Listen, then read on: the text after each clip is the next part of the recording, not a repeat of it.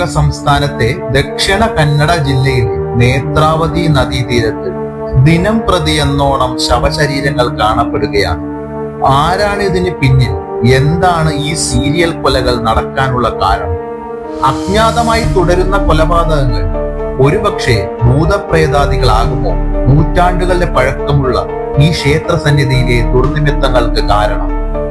സംശയങ്ങൾ ചോദ്യങ്ങളായി പുറത്തു വന്ന നാള് ഇത് സംഭവിക്കുന്ന അതേ ദിവസങ്ങളിലെ രാത്രികൾ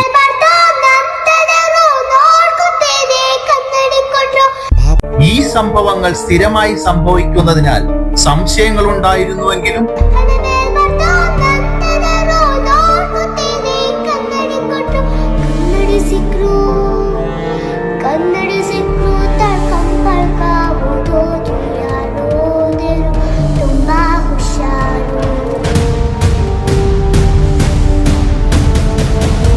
ആരാണ് ഈ ക്രൂരതകൾക്ക് പിന്നിലെന്നത് ഉത്തരമില്ലാത്ത ഒരു സമസ്യയായി തുടർന്നു വന്നു. ഇനിയാണ് യഥാർത്ഥ കഥ ആരംഭിക്കുന്നത്. വെറും കഥയല്ല, യാഥാർത്ഥ്യങ്ങൾ കാലോചിതമായി സമന്വയിച്ച കുറ്റാന്വേഷണ താണ്ഡവം എന്നാണ് ഇതിനെ വിശേഷിപ്പിക്കേണ്ടത്.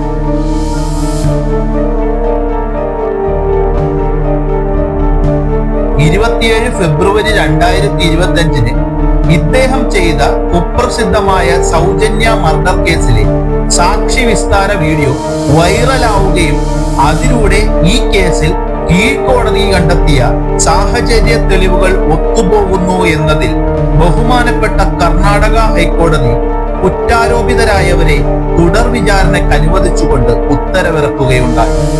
അവിടെ നിന്ന് ലഭിച്ച മൃതദേഹങ്ങളെല്ലാം പ്രാഥമിക അന്വേഷണം പോലും നടത്താതെ അജ്ഞാതരെന്ന് റിപ്പോർട്ടുണ്ടാക്കി സംസ്കരിക്കലായിരുന്നു പോലീസ് ചെയ്തു വന്നത്.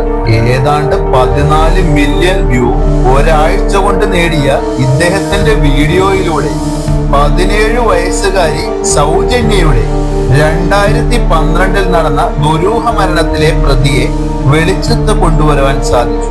സൗജന്യയുടെ കുടുംബം നടത്തിയ നിയമ പോരാട്ടങ്ങളിലൂടെ പ്രതിയെ പിടികൂടിയെങ്കിലും ബെൽത്തങ്ങാടിയിലെ ധർമ്മസ്ഥല ക്ഷേത്രാധികാരിയായ ഡി വീരേന്ദ്ര ഹെഗ്ഡെ കുറ്റവാളികളെ സംരക്ഷിക്കുന്ന നിലപാടെടുത്തത് എന്തിനായിരുന്നു? ഇവിടെ നിന്ന് ഉത്തരങ്ങൾ ആരംഭിക്കേണ്ടിയിരിക്കുന്നു. ധർമ്മസ്ഥല എന്ന പേര് ധർമ്മം പുലരുന്ന സ്ഥലം എന്നതാണ് അർത്ഥമാകുന്നത്. അധർമ്മം പൂത്ത കിരാത ഭൂമിയായി 400-ലധികം സ്ത്രീകളുടെ ശവപ്പറമ്പായി മാറിയ നടുക്കുന്ന കഥയാണ് ഇവിടെ അനാവരണം ചെയ്യപ്പെടുന്നത്. ഹിന്ദു ക്ഷേത്രമായ ധർമ്മസ്ഥല ക്ഷേത്രം മറ്റൊരു സമുദായമാണ് നടത്തിപ്പ് ചുമതലക്കാർ. ഇവിടെ ഒരു കുടുംബക്കാർ മാത്രം പ്രധാനികളായി നിന്നുകൊണ്ട് നടത്തുന്ന ഈ ക്ഷേത്രഭൂമി ഒരുപക്ഷെ ഇന്ത്യ കണ്ട അല്ലെങ്കിൽ ലോകം തന്നെ കണ്ട ഏറ്റവും വലിയ ഗ്യാങ് റേപ്പ് കൂട്ടക്കൊലകൾ നടന്ന ഭൂമികയാണെന്നതിന് തെളിവുകൾ പുറത്തു വരുമ്പോൾ ഭാരതം മുഴുവൻ ഇത് കേട്ട് ലോകത്തിന് മുമ്പിൽ ലജ്ജിച്ച് തലകുനിക്കേണ്ട സ്ഥിതിയാണ് ഇപ്പോഴുള്ളത്.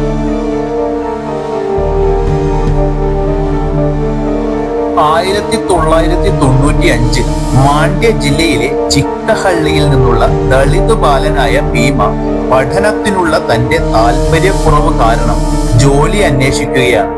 അവന്റെ ജ്യേഷ്ഠൻ ധർമ്മസ്ഥലയിലെ ശ്രീ മഞ്ജുനാഥ ക്ഷേത്രത്തിലാണ് ജോലി ചെയ്തിരുന്നത്.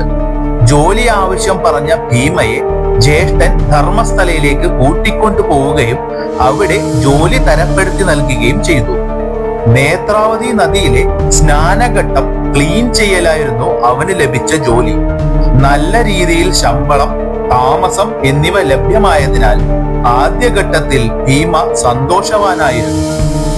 ശമ്പള ദിവസം വിതരണം ചെയ്തിരുന്നത് അധികാരിയായ വീരേന്ദ്ര ഹെഗ്ഡെ ആയിരുന്നു.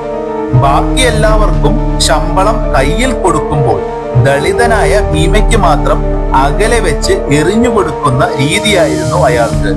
ഭീമയെ സംബന്ധിച്ചിടത്തോളം അതൊന്നും വലിയ പ്രശ്നമേ അല്ലായിരുന്നു. സ്വന്തം ജോലിയിൽ ഏറെ സന്തുഷ്ടവാനായിരുന്ന ഭീമ അവന്റെ ജോലി എന്നത് വെറും ജോലിക്കപ്പുറം ഒരു സമൂഹ സേവനമായാണ് കണ്ടിരുന്നത്. അവൻ കിട്ടുന്ന ശമ്പളത്തിൽ ഏറെ സന്തോഷവാനുമായിരുന്നു. സമാധാനത്തോടെ ജീവിക്കാനാണ് അവൻ ആഗ്രഹിച്ചിരുന്നത്. പക്ഷേ പതിയെ പതിയെ അവൻ ചില യാഥാർത്ഥ്യങ്ങൾ നോട്ടീസ് ചെയ്യുവാൻ തുടങ്ങി. അതെന്തെന്നാണെന്ന് വെച്ചാൽ ചില സമയങ്ങളിൽ നിരന്തരമായി നേത്രാവതി നദീതീരത്ത് അനവധി സ്ത്രീകളുടെ മൃതദേഹങ്ങൾ കണ്ടെത്തുവാൻ തുടങ്ങി. ഒറ്റ നോട്ടത്തിൽ മുങ്ങി മരിച്ചു എന്ന് തോന്നിപ്പിക്കാനാണ് ഇവിടെ മൃതദേഹങ്ങൾ കാണപ്പെട്ടത്. എന്നാൽ ഈ മൃതദേഹങ്ങളിലൊന്നും തന്നെ മുങ്ങി മരിച്ചതിൻ്റെതായ ലക്ഷണങ്ങൾ ഏതും തന്നെ ഉണ്ടായിരുന്നില്ല. മൃതദേഹങ്ങൾ ലഭിക്കുന്നതിലെ ഈ സാമ്യത ഭീമയിൽ സംശയം ജനിപ്പിച്ചു. മാത്രമല്ല, ഏതെല്ലാം ദിവസങ്ങളിൽ ബോഡി ലഭിക്കുന്നോ ആ രാത്രികളിൽ കറുത്ത ഒരു SUV കാർ സ്ഥിരമായി കാണപ്പെട്ടതിൽ ഭീമയുടെ സംശയങ്ങൾ ഇരട്ടിയായി.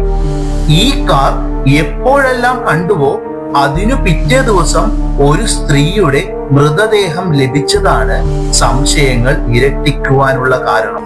ഇക്കാര്യത്തിലെ അവന്റെ സംശയങ്ങൾ വേറെ ആരോടും പറയാതെ ഭയപ്പാടോടെ അവൻ തന്റെ ജോലി തുടർന്നുകൊണ്ടേയിരുന്നു. ജോലിയിൽ കയറി ഏതാണ്ട് 3 വർഷം തികയുന്ന വേളയിലാകണം അവന്റെ സൂപ്പർവൈസറായ രാജേന്ദ്രദാസ് അവനെ വിളിപ്പിക്കുകയും ഊരും പേരും അറിയാത്ത ഒരു സ്ത്രീയുടെ ശവം ആരും അറിയാതെ ആരും തിരിച്ചറിയാത്ത ഒരിടത്ത് കുഴിച്ചിട്ടിട്ട് വരുവാൻ ആജ്ഞാപിക്കുകയും ചെയ്തു.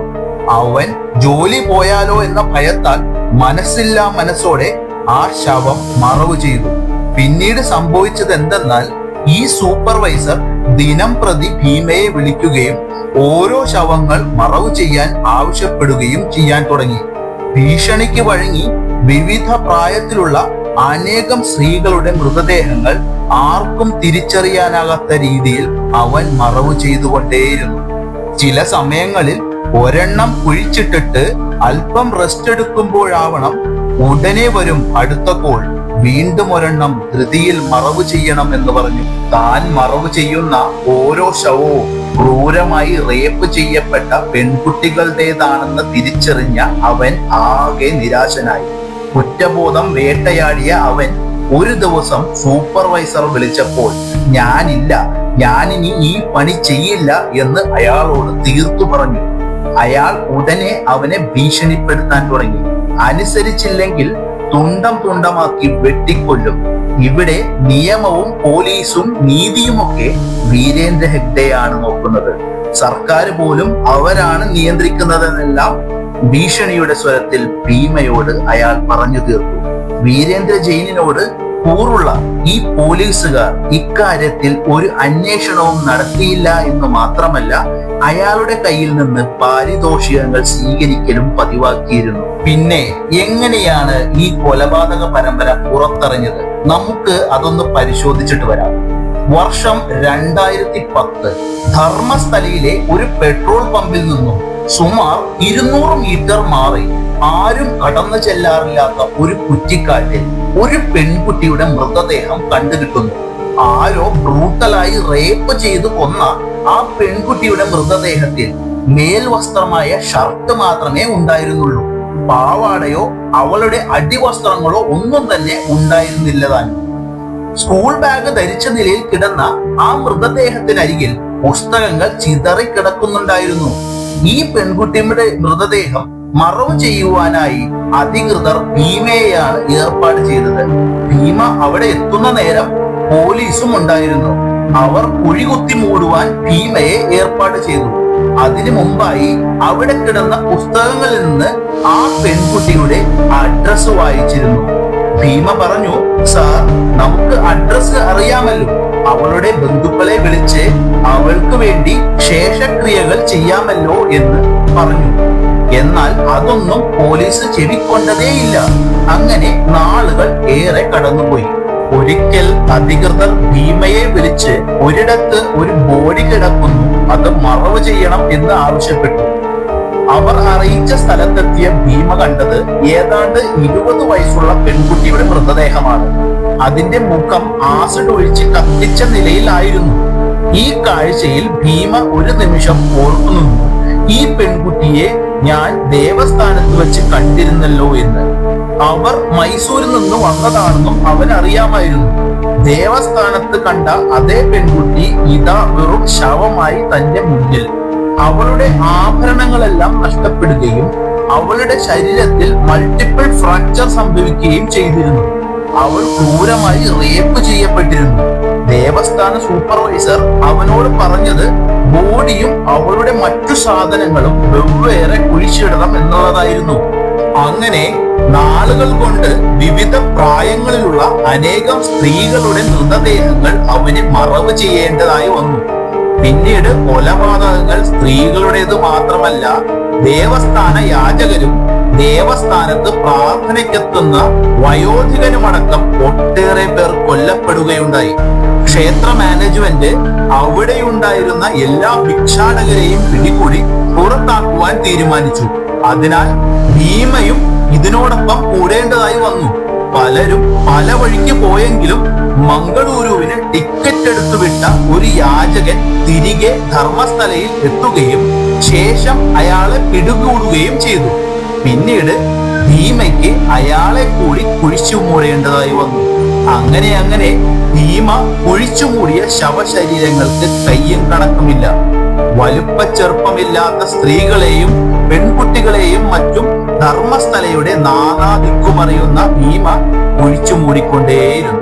ഭീമയെ സംബന്ധിച്ച് അയാൾ മറവ് ചെയ്ത പെൺകുട്ടികളെല്ലാം ഈ പറയുന്ന രീതിയിൽ രജതാദ്രി, ഗോദാവരി, സാകേത്, നേത്രാവതി, ഗംഗോത്രി, നർമ്മദ എന്നീ പേരുകളിൽ ധർമ്മസ്ഥലയിലുള്ള ലോഡ്ജുകളിൽ താമസിച്ചിരുന്നവരാണെന്ന് ബോധ്യപ്പെട്ടു. ഈ ലോഡ്ജുകൾ എല്ലാം തന്നെ ധനിക പ്രമാണിമാരുടേതാണ്. ലഭിച്ച ശവങ്ങളിലെല്ലാം വസ്ത്രങ്ങൾ നാമമാത്രമാണ് ഉണ്ടായിരുന്നത്. അടിവസ്ത്രങ്ങൾ ഉണ്ടായിരുന്നില്ല. ശരീരഭാഗങ്ങളിലെ പരിക്കുകൾ എല്ലാം തന്നെ ക്രൂരമായി റേപ്പ് ചെയ്യപ്പെട്ടതിന്റെ അടയാളങ്ങൾ കാണിച്ചിരുന്നു. ഈ വിഷയത്തിൽ ജനപ്രതിനിധികളോ ലോക്കൽ പോലീസോ യാതൊരു താല്പര്യവും കാണിച്ചില്ല. എത്ര നാൾ മൂടിവെച്ചാലും സത്യം ഒരു നാൾ മറ നീക്കി പുറത്തു വരുമെന്നത് കുറ്റാന്വേഷണ വിദഗ്ധരുടെ ഒരു വിശ്വാസമാണ്. ഏതാണ്ട് അതുപോലെ തന്നെ ഭവിച്ച ഒരു സംഭവമാണ് ഈ വിഷയം പുറം ലോകം അറിയുവാൻ കാരണമായത്. അത് ഇങ്ങനെ വിശദീകരിക്കാം. സൗജന്യ കൊലക്കേസിലെ പ്രധാന സാക്ഷിയായ രവി പൂജാരി ഭീമയുടെ ആത്മമിത്രമായിരുന്നു. എന്നാൽ സംഭവിച്ച കാര്യങ്ങൾ ഭീമ രവിയെ ഒരിക്കലും അറിയിച്ചിരുന്നില്ല. സൗജന്യയുടെ കൊലപാതകത്തിൽ ധനിക പ്രമാണിമാർക്കും ഹർഷേന്ദ്രകുമാറിനും അവരുടെ സാമന്തർക്കും അറിയാമെന്നും അവരാണ് ഈ നീചകൃത്യം ചെയ്തത് എന്നും രവി പൂജാരി ഭീമയോട് വെളിപ്പെടുത്തുന്നു. എന്നാൽ ഭീമയെ സംബന്ധിച്ച് ഇതെല്ലാം അറിയാവുന്നതും റിയൽ ലൈഫിൽ എക്സ്പീരിയൻസ് ചെയ്തതുമായ കാര്യങ്ങളുമാണല്ലോ. രവി പൂജാരിയുടെ വെളിപ്പെടുത്തലിന് ശേഷം ദിവസങ്ങൾ കടന്നുപോയി. പിന്നീട് ആകസ്മികമായി ഭീമ രവി പൂജാരിയുടെ മരണവാർത്തയാണ് കേൾക്കുന്നത്. രവി പൂജാരി കാര്യങ്ങൾ പുറത്തു പറഞ്ഞാലോ എന്നോർത്ത് പ്രമാണിമാർ അയാളെ കൊലപ്പെടുത്തുക തന്നെയാണ്. ഇത് വെറും കെട്ടുകഥയല്ല, മറിച്ച് നമ്മുടെ രാജ്യത്ത് യഥാർത്ഥത്തിൽ സംഭവിച്ചതാണെന്ന് മനസ്സിലാക്കുമ്പോൾ നമ്മളിൽ ഈ സംഭവത്തിന്റെ അടുത്ത വെളിപ്പെടുത്തലിനായി ഉദ്വേഗം ജനിക്കുകയാണ്. രവി പൂജാരിയെ കൊന്നതിനാൽ ഭീമയുടെ മനസ്സിൽ ഭയം പൊട്ടിമുളയ്ക്കുകയും വെറും റൂം ബോയിയായി ഇവരോടൊപ്പം വർഷങ്ങൾ ജോലി ചെയ്ത രവി പൂജാരിയെ കൊല്ലുവാൻ ഇവർ മടി കാണിച്ചില്ല. അങ്ങനെയെങ്കിൽ ഈ നടന്ന കൊലകളെല്ലാം മണ്ണിട്ട് മൂടിയത് താനാണെങ്കിൽ തെളിവുകൾ ബാക്കി കാണാതിരിക്കാൻ ഇവർ തന്നെയും കൊല്ലില്ലേ എന്ന വീണ്ടും വിചാരത്തിന്റെ അടിസ്ഥാനത്തിൽ ഭീമ അന്ന് രാത്രി തന്റെ കുടുംബത്തോടൊപ്പം അവിടെ നിന്നും കടന്നു കളയുകയാണ്. സൗജന്യ കേസിൽ സാമൂഹിക പ്രവർത്തകർ ഏറെ ഈ കേസിനോടൊപ്പം ചേർന്നപ്പോൾ ഭീമയ്ക്ക് ധൈര്യപൂർവം ഇറങ്ങാമെന്നായി.